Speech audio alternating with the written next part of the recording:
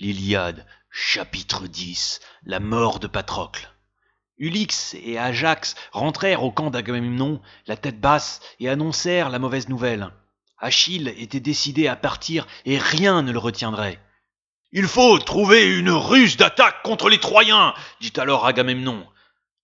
Après réflexion, nous pouvons peut-être nous passer de lui. Réfléchis, Ulysse. Mets au point une de tes ruses habiles et sauve-nous de ce mauvais pas. Toi seul en es capable. » Flatté, Ulysse accepta de chercher un plan. Il s'enferma dans sa tente pendant plusieurs jours. Cependant, les combats reprirent entre Grecs et Troyens. Au loin, on entendait les hurlements sauvages et les clameurs des hommes. Les Grecs étaient décimés par centaines et les Troyens se rapprochaient dangereusement des premières lignes.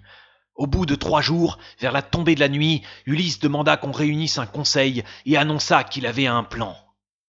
« Donnez-moi une simple section d'hommes courageux, dit-il à Agamemnon.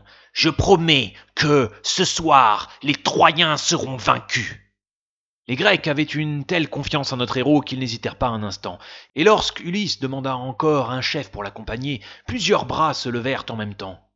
Ulysse choisit Diomède, qu'il considérait comme le guerrier le plus rusé. Ensemble, ils attendirent le milieu de la nuit pour se mettre en route discrètement. Profitant des rideaux de buissons de Tamarie, ils traversèrent la plaine en direction des campements troyens. Le choix d'Ulysse s'était porté sur le campement de Rhésos. « Pourquoi lui ?» interrogea Diomède. « À cause de ses chevaux blancs que j'espère bien lui voler, » répondait Ulysse. En effet, Rhésos possédait des chevaux blancs magnifiques, auxquels on attribuait un grand pouvoir. Ulysse était courageux, mais également rusé. Et, s'il espérait bien gagner la bataille, il espérait surtout en retirer un butin substantiel. Les 2 hommes et leurs guerriers entrèrent dans le camp troyen sans bruit. Les chevaux de Rhésos étaient attachés à des branches d'olivier. Ulysse les détacha, entoura leurs sabots de chiffon et les fit partir sans bruit, sous la conduite d'un de ses soldats qui avait pour mission de les mettre en sûreté.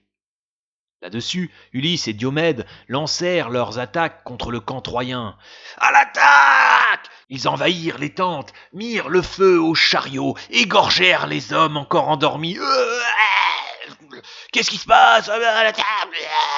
Ce fut un terrible carnage. Le roi Rhésos, qui avait réussi à échapper au massacre avec un groupe d'hommes, s'aperçut que ses merveilleux chevaux avaient disparu. Cela le plongea dans un tel désespoir qu'il poussa des hurlements pitoyables. « Mes chevaux! Non, mes chevaux!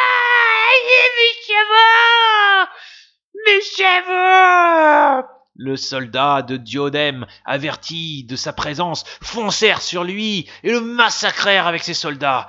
Bientôt, il ne resta plus du camp de Rhésos, le Troyen, que des ruines fumantes jonchées de cadavres. Apollon et Zeus, devant ce carnage, entrèrent dans une grande colère et jurèrent de venger les Troyens. Cependant, Ulysse rentra au camp grec, couvert de gloire, et les chevaux blancs qu'il avait volés soulevèrent l'admiration générale. « Ouais, vive Ulysse, bravo! Vive Ulysse !» Mais la satisfaction des Grecs allait être de courte durée. Le lendemain, dès l'aube, des cris retentirent. « Les Troyens arrivent! Au secours, les Troyens arrivent en force !» Soutenu par Apollon, Hector, le Troyen, faisait des prouesses. Patrocle, un des vaillants chefs grecs, meilleur ami d'Achille, enfila l'armure d'Achille. Il fit face à Hector. « Oh Apollon !» s'écria Hector. « Aide-moi !» Patrocle venait de le défier en combat singulier, et Hector, déjà fatigué par la bataille qu'il menait depuis le matin, craignait de ne pas résister aux coups du Grec. Apollon arriva à la rescousse et saisit une épée qui traînait à terre. Il porta lui-même le premier coup à Patrocle, ce qui affaiblit le Grec. Ah !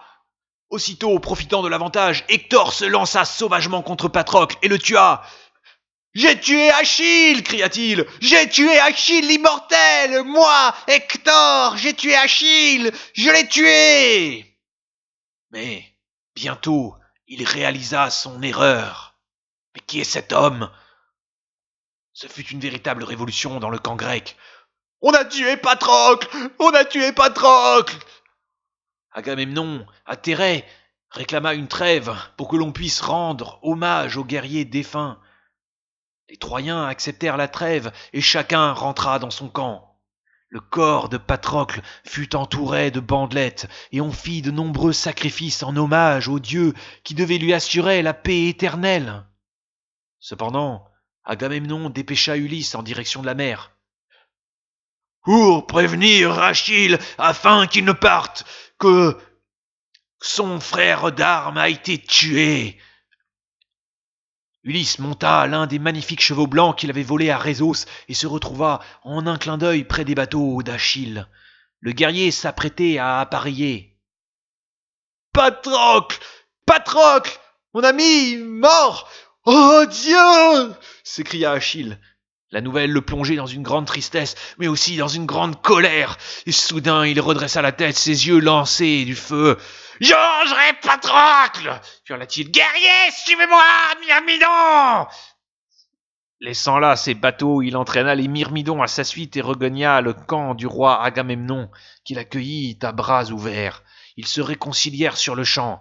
Et pour marquer sa joie au retour d'Achille, Agamemnon abandonna tous les esclaves qui avaient causé leur querelle. « Ce n'est pas d'esclaves dont j'ai besoin à présent, » répondit Achille, « mais d'armes. Je vais défier en combat singulier cet insolent Hector qui m'a par 2 fois humilié. » En cet instant, un éclair apparut dans l'air et une femme entièrement couverte d'or se présenta devant Achille. C'était Thétis, sa mère, la déesse. « Mon fils, dit-elle, je t'ai entendu. Je t'apporte ici l'armure qui te rendra invincible. Mais souviens-toi toujours que ton talon est ton point faible et ne l'expose pas au coup du Troyen. » Thétis déposa aux pieds de son fils des jambières, un bouclier et une épée qu'avait forgée Héphaïstos, dieu du fer et du métal, qui était aussi son ami. Avec de telles armes, Achille ne craignait plus rien. Alors Agamemnon se tourna vers un de ses héros et lui ordonna: « Va annoncer au roi Priam qu'Achille est prêt à se battre en combat singulier contre Hector. Dis-lui bien qu'Achille veut venger la mort de son ami Patrocle, mais surtout ne parle pas de l'armure d'Héphaïstos. Il faut prendre Hector par surprise avant qu'il ait pu imaginer un stratagème avec Apollon. » Le héros disparut bientôt en direction des murailles de Troie, tandis que tout le monde congratulait Achille dans le camp grec. La déesse Thétis prit la forme d'un oiseau et s'envola de nouveau vers le royaume des dieux d'où elle était venue.